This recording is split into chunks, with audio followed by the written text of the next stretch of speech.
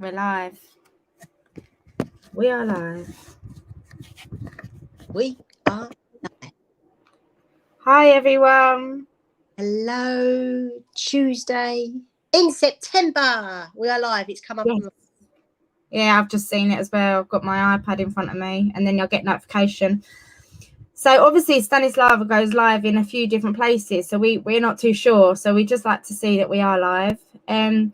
We have obviously changed our time. We was doing 4 o'clock, but we're back to work as therapists. We work in schools, and obviously the summer holidays are over with in the UK. I think they are everywhere. I think in different countries they have them earlier, but I think majority of people are now back. So yeah, we're back to school. So I don't finish till late on a Tuesday. So we are moving them to 6 o'clock for our lives that we'll be delivering. And today is about resilience, which is so, so important for ourselves and as running a business. So do you want to... Shall I start again? Yeah, and then we'll just kind of...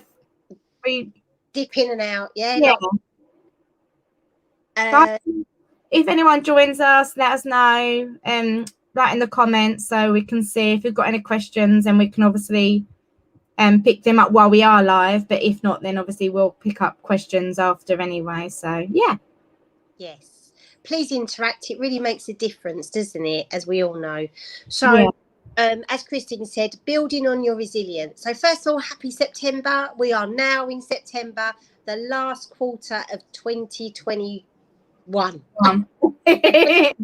2021. So we all have our own resilience. Everybody has resilience. So this is about just building on the resilience that you already have, whether your resilience is really low or whether it's middle, whether it's high.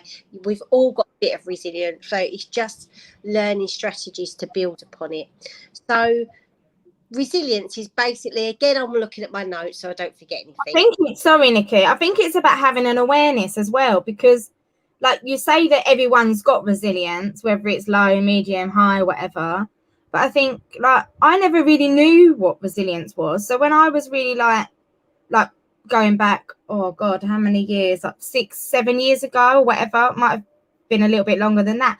When I really struggled with my mental health, and I didn't really do anything like around mindfulness, personal development, or nothing like that. Like I didn't. You don't know it, do you? You don't know it until you know it. So whether I had resilience then, I don't know, because I can't really think back, but probably I did. Yeah. It's having that awareness, isn't it? So I think everyone has an internal resilience, but like you say, it's awareness of what resilience is. And I think maybe we don't understand the word resilience actually means. Hence why I'm just about to covering it tonight. So resilience is basically, to put it simply, is the power to recover and bounce back from challenges and difficulties that you experience throughout your life. We all know that we experience difficulties. Me and Christine obviously often talk about that, and it's also the mental and emotional ability to be able to cope and return back to normal life after you've suffered from a challenging or difficult experience. So that is what resilience is. And I think that as children, everybody's got resilience, but I don't think that sometimes people understand what resilience is and understand the word resilience, because it's quite hard, isn't it? Like no one us resilience. No one stands and teaches us resilience in school, do they? So I think once we're aware of what it actually is and simplifying it, we have all got resilience, every single one of us, but it's how we use it and use it effectively throughout our life. So resilience takes time to build, and it starts to happen when people start to change their thoughts and behaviour, and it supports the strength within them. So when we're building a business, we're always going to be faced with challenges and difficulties, aren't we, Christine? All the time. But we've learned in life, isn't it? It's part of life, and it's part of business. It doesn't matter if you've got your own business or if you're employed. Do you know what I mean? You're going to be vanished. You're going to be faced with challenges within your employment, within whatever industry you work in. Like, it's just life, isn't it? So I think that having the keys to understand how to not even overcome them, but in tools and techniques that help you, because everyone's different. It really helps to build upon how you cope with these difficult situations and move on from them. So it gives you, building resilience gives you the skill set to work through challenges, and it empowers you to work through tough times and adapt and move on. And let's face it, we all have challenges and need to adapt in business, and in our life, as Christine said. So we have to take the responsibility for ourselves, and we don't want to allow anyone to disempower us or put us down. And I think this is a key of resilience, because once we allow people to do that, we're not going to have any resilience, because we're gonna be in that negative mindset. So one of the things to help you build resilience is make sure that you stick up for yourself. Don't let people put you down. Don't let people disempower you. You need to empower yourself, because once we empower ourselves and we cheerlead and champion ourselves, then we build resilience. And if you're in do you know what? This can be easier said than done.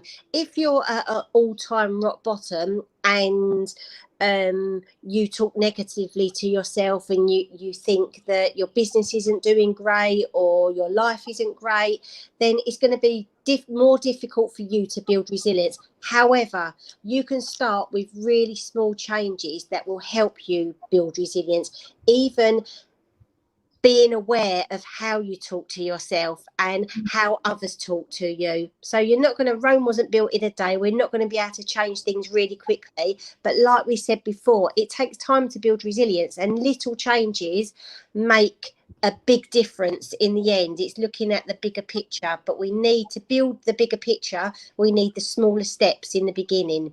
So don't allow people to put you down and disempower you. Empower yourself.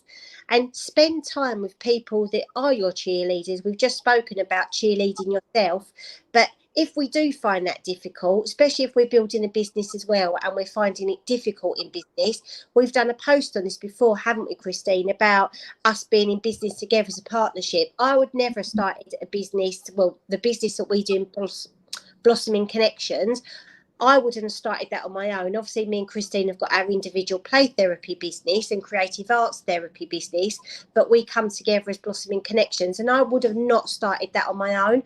I needed Christine. I needed someone to do it with me, and Christine and I, it was Christine's idea, and I think it really is beneficial when you've got someone cheerleading you. If I was on my own doing it and I didn't feel good about myself, or my business wasn't working, and my sales technique or whatever I was doing in business wasn't working, then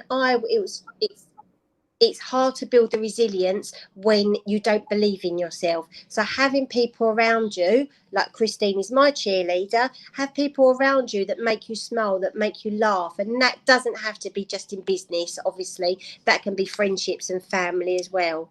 Definitely. And I think when you're in business as well, like we all know we're part of like memberships, like we're in Coaching Real, you're probably in other memberships, like me and Nicki are in memberships, and it's nice because you get to then go to other events and you get to network and you get to socialize with other people that's in business, because I think sometimes it can be quite isolating. So yeah, if you haven't got a partnership and then you're not at that stage where you have a team, it can be lonely having your own business. So it's nice, isn't it, to be around people that kind of get you and support you, and uplift you and really lead you on, like Nicki said. Yeah, it definitely, and that adds to your resilience, doesn't it? Because know you've got these people around you, you're going to become more resilient. You're going to be able to focus and recover a lot quicker on the things that are bringing you down and the difficulties, the challenges you face, because you've got someone else to help you do it. Yes, encouragement, isn't it? Yeah, exactly. It gives you that boost. Yeah, it does, doesn't it? Because when you're on your own, it's difficult, isn't it? So it's okay. Another thing to build resilience is acceptance. It's okay to feel sad. It's okay to, we don't believe in failing. We believe it's like a first lesson in learning. We don't believe that anyone ever fails. First attempt in learning, we believe that sounds for, don't we, Christine? And it's okay to accept how you feel, but the lesson and the technique and the work, I suppose, is being aware and making sure that you don't stay in that place for too long, because once we stay in that sadness or the anger or failure, which we don't believe in, all of these negative emotions that we all experience, and they're all okay because we need to experience them negative emotions, but the idea is not to stay in them for so long, and that's the whole point of resilience. You face the challenge, you face the difficulty, but then you've got your own tools and techniques, cheerleaders, whatever it is, to be able to get you out of that situation and be able to view it in a different way, a different perspective. Yeah, definitely. So another thing to build resistance is we talk about being therapeutic mindfulness trainers. Be kind to yourself, and we've spoken about this before, the way you speak to yourself, how others speak to you, and make sure that you have some self-care. And we've spoken about that, didn't we? Like switching. Self-care we spoke about last week. So Yeah. if you haven't seen the video, it is in the group, I believe. Yeah, I think it is, isn't it? Yeah. Have a look at the self. Could you confirm that do they stay in there? I don't know if you can then search, like, I don't know, like in groups you can search like self-care and then maybe it'll come up. Yeah. Yeah. Being grateful, being in the work that we do as trainers, we teach how to be grateful. Don't teach it. We make sure that people are accountable for feeling grateful for something. There's always something you can be grateful for, and we've talked about again this before. All of these things we talk about are things that we come back to in a different way. So it's not talking about anything that you don't know about. We all know all of these things that me and Christine talk about, but it's having the accountability to be able to do them. So being grateful, we all know that gratitude is a massive thing, and everyone has always got something to be grateful for, whether it is, even if you're having the worst day, even if you can be grateful for having a shower or getting out of bed or whatever it is, having food on the table. And also we can't experience in our emotions, we can't experience a positive and negative emotion at the same time. So when you're grateful, it changes the neural pathways in your brain, it releases the feel-good chemicals, and it takes you out of that negative mindset. So gratitude is a massive thing, and something that's so simple and so underestimated, that it's something that can be done, and if we keep doing it, it really does make a difference. Do you agree, Christine? Yeah, no, definitely. It's a massive thing, isn't it? Yeah. Another thing to help you build resilience is to be childlike. Be childlike, have fun, kick leaves, go back to nature, be creative. Creativity is a massive thing for childlike things. Play. If you've got children, get down on the floor and play with your children. Do colouring, do something, and be childlike that makes you laugh and have fun, because all of these things will help you be resilient and build on your resilience. It's tools and techniques, if you like. So if you are going through a difficult time in business or personal, then doing something like this is going to help you. It's a tools and techniques to get you out of that moment, out of that difficult situation or that difficult emotion. So go and have some fun. Go for a walk, kick leaves, as I say. Feel the rain on your tongue. Lick. What was she going to say? Lick. Lick the rain. Lick the rain. Go and lick a puddle, because that's really No. So feel the rain on your tongue. Feel the sunshine. Just go and be child and go back to our childlike days. Anything you wanted to add to that, Christine? No. Oh. What else to lick? I can remember licking ice. Have you ever done that? No. You have to be careful though that you're tongue don't stick to it. Yeah.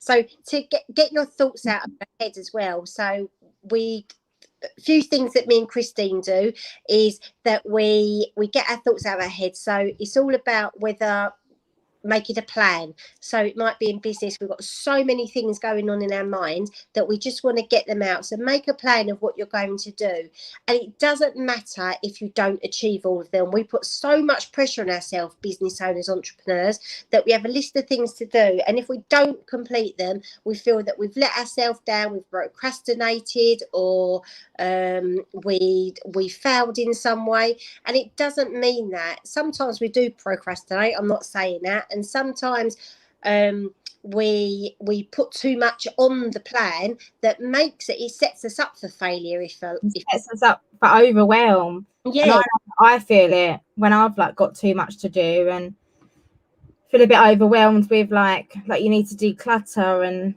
you've got like a massive to-do list. Yeah, it doesn't help sometimes, does it? It doesn't help you build resilience. You're setting yourself up to not achieve what you should. So it's like we give ourselves too much to do, and we have, I guess, overly high expectations of ourselves. And it's good to obviously have high expectations of ourselves and running a business, but I think that sometimes we're only human.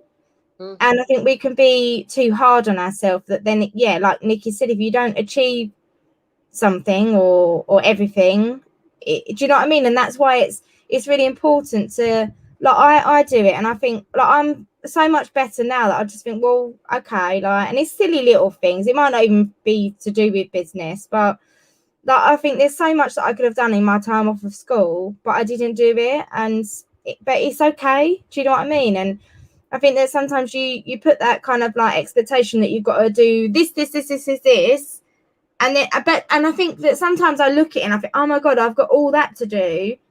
Where should I start? Yeah. And it's like you don't break it down into small steps either. So you still look at it and you're thinking, right, I've got all of this to do today. You're not going to do it all today, or depending on what it is. But do you know what I mean? Like we don't kind of set ourselves up to kind of break it down and work through it.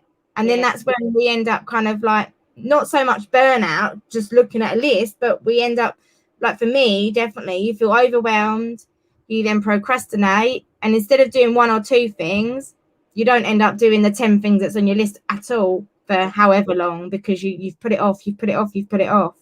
I think it's always better to just put a few of the most important things on your list that you have to get done.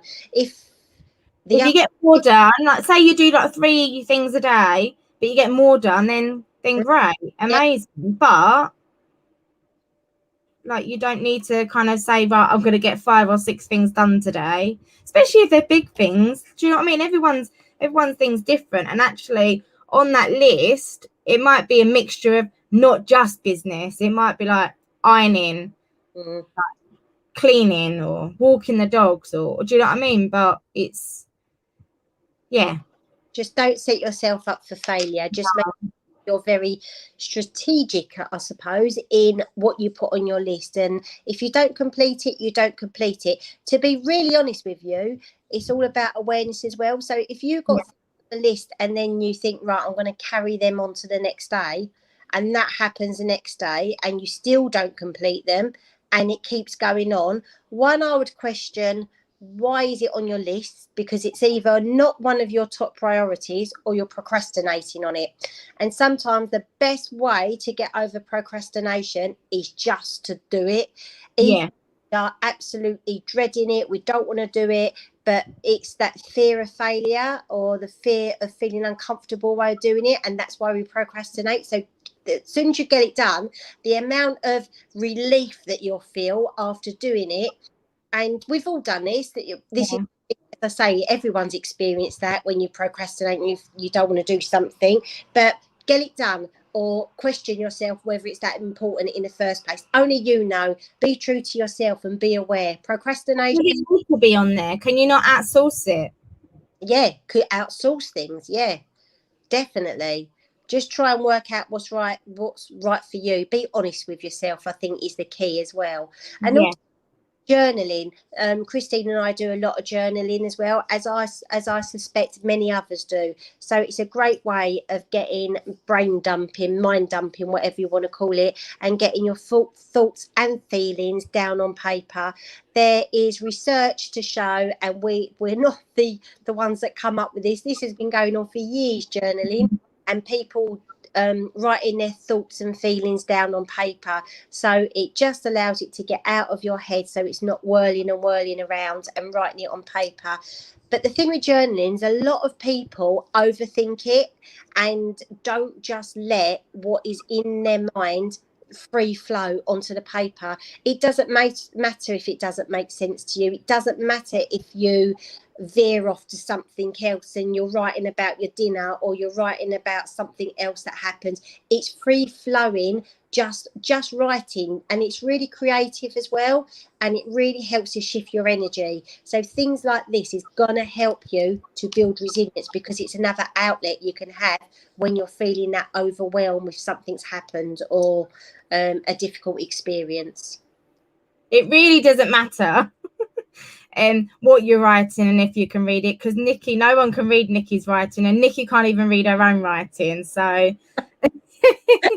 can't read any of my journals, I tell you, but I still feel better getting it out. No one can snoop through them and read them. Exactly. See, that's my key. Private. Yeah.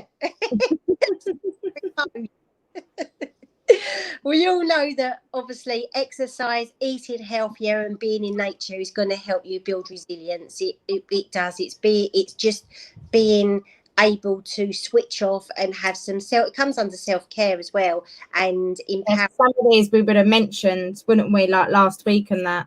So we know about them already. Yeah.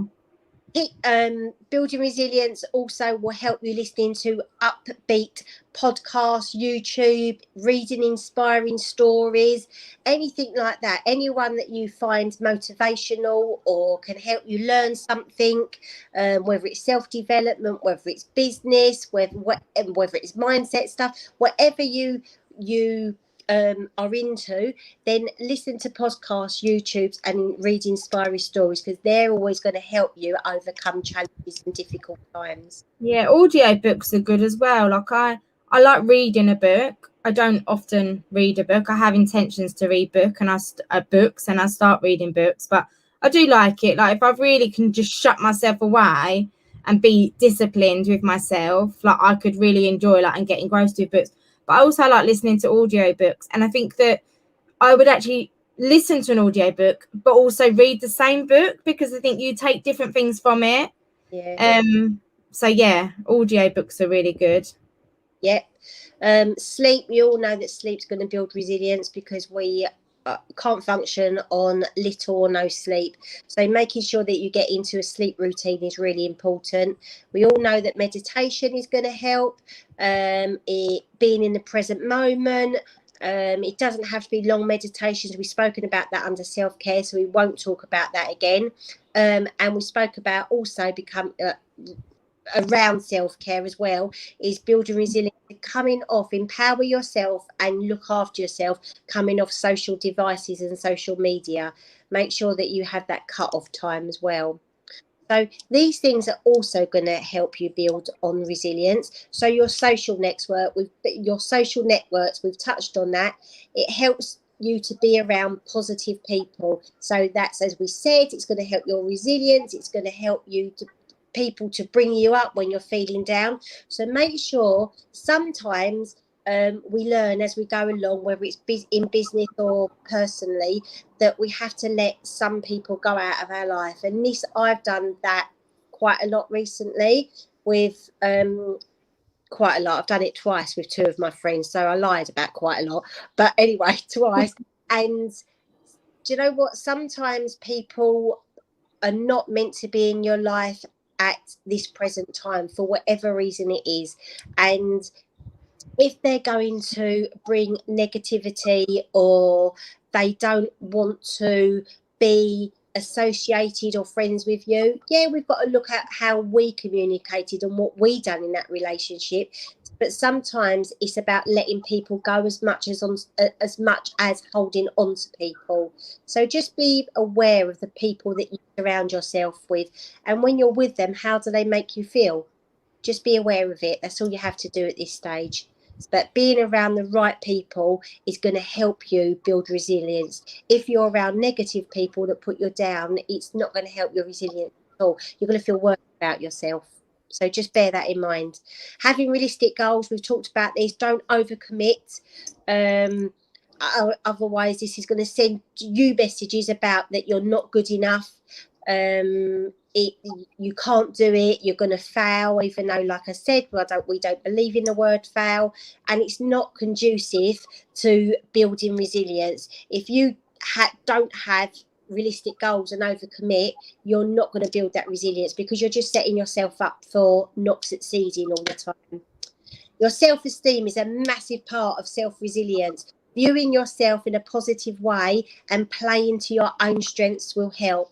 And an example of that is me and Christine in business together as a partnership. We each have our own strengths, and we definitely, without a shadow of a doubt, we play to our own strengths within our business. Because I know, for instance, I am not very good at all the social media things and all of the back sort of thing. Office things, and Christine is absolutely fantastic at that, and she just takes all of that and does that herself. If I was on my own, I would have to either outsource that out, but then in the beginning of the business, where there's no money coming in, that's quite difficult to do, as we know, or I'd have to figure it out myself. Well, figuring out things yourself is great, really, really good, and I wouldn't say, I say everyone needs to have an awareness of it, but also it's going to take time. So play to your strengths, and that doesn't mean in business, it means in personal life too. Play to your strengths. What are you good at? What do you do? And make sure you do more of that. If you're not good at something or find something difficult or challenging, then get some help doing it. Ask friends, ask business people, ask in groups, source it out if you have to. But when you play to your strength, you're empowering yourself, which is going to build your resilience. Anything you wanted to add to that, Christine? No. Coping skills. We all work through challenges, as we know, and working through challenges, as we were talked about earlier on, is only going to empower you. It changes your neuro pathways, and the more things that you have that are challenging, it's going to build in your resilience. We know that our brain wants to keep us safe. We know that our brain wants to keep us in our comfort zone. And when we're faced with challenges, we either want to run away from it, we want to fight it, or in a negative way, I mean, or we just freeze with it. We don't know what to do. So what we want to do is make sure that we try and work through these things and find coping strategies by working through things, because this is going to empower you. Therefore, it will build on your resilience. Communication is a massive thing, listening and reflecting. So reflecting things is, me and Christine talk about this, and I think we might be talking about communication at that point, so I won't go too much out, just listening and reflecting, and we'll talk about that later on in one of our other talks. But it's a great way to prevent misunderstanding. When misunderstanding happens, it's going to bring us down. It's going to give us them difficult situations. It's going to give us them challenges, them difficult experiences. And then when our resilience is at low, it's difficult to bring it up. So trying to find ways to help your communication is going to build on your resilience, because you won't have so much of these difficult communication things happening to you as much. And the last one is emotional regulation. So being able to reflect on what I've done, being able to reflect on how I viewed things, what I brought to things, how I may have misunderstood things, and work through the emotional things that you're going through will help you to understand yourself. So once you understand yourself and what the things that you do and why you react to them, your triggers and things like that, in personal life and in business, it will help you to ultimately build your resilience, because you're going to be more aware of yourself. Anything that you wanted to add, Christine? Not that I can think of. You've said it all. Yeah. No, I can't think of anything. I don't know if anyone's on, if anyone's got any questions. Yeah.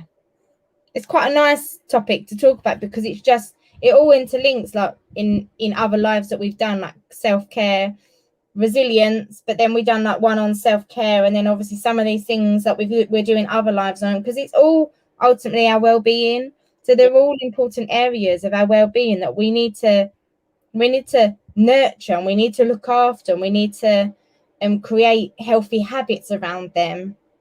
Yeah. I know for definite that I think when we're not thinking about challenges, like I always think about it in this situation when I lost my nan. So going back when I didn't do personal development, didn't do mindfulness, didn't even know what resilience was, how I coped then to then when I lost my nan last year was completely different. And if anything, I had different feelings, because I think I realized from losing my other nan like 7 years ago that I'm obviously 7 years ago, like I've got 7 years older, it was a different feeling. Like, I don't know, it was a different feeling, and I felt like I missed my nan that I lost last year more. However, that's probably because it was more recent. But how I coped with it, I carried on at work, and I do you know what I mean? And sometimes I know that we can often maybe do things that you just kind of, you get on with it, and maybe that's not seen as resilience, but I did other things like that I needed to do. So it's definitely like being aware of it definitely helps. Yeah, definitely, absolutely. The first thing is awareness, isn't it? And remember that we all go through challenges, but it's having the tools and techniques to be able to overcome these, and then be able to proceed and get on with your life. It doesn't mean, like, definitely like a death, we're never going to forget that person. We're always going to think about them, but it's finding ways, it's making sure that you do have the space to be able to grieve, because a grieving process is a grieving process, and everyone needs to go through that stage. And I know you did, Christine. So it's not trying to just soldier on and carry on and be that fighter, if you like, trying to just get over things. We still need time to process everything, and it's okay to take a break. And at the time, our resilience might not be the great at that point. Oh, you've gone all quiet. No, can't hear you. Can you hear me? Yeah. But then once we do process things, and we do take that time out that we might need, then we can build on resilience. And like you said, you dealt with the situation of your first nan and your second nan dying, and a lot different, because you had built tools and techniques to be able to help you with that loss that you suffered. And once we had the tools and techniques, and we can think, oh yeah, that works for me, or I can do that, or I can do that. Also, obviously, being able to process that loss and go through the grieving process, then you've been able to come out the other side. But a lot of people, if they don't have the tools and techniques that they have to help them be resilient, they stay in that grieving process for a much longer time as well. And it's the same as like any challenges, any other challenges in life, but in business, when sometimes you just need to take that step back, and you need to process, and you need that reflecting time, to be able to kind of move on and move ahead. And it's having that, like having the resilience that allows you to do that. So even if you have to take a day out because you really need to kind of focus on yourself, and that it's going to allow you to come back when you've got that resilience. Otherwise, if you keep going and you keep on that burnout, you don't have that resilience, and all these tools and techniques for you to pull yourself back, it will just like you'll just get deeper and deeper, and it just, do you know what I mean? It'll be harder. Yeah, definitely. So I don't know if anyone's on, if they've got any questions, but if you watch back and you've got anything you want to add or anything you want to ask us, so just comment underneath the video in the groups and we'll get back to you. I think we're live again next Monday, aren't we? Next Monday. Yeah, the 13th, 6 o'clock. So we will see you then. See you then. Thank you. Bye.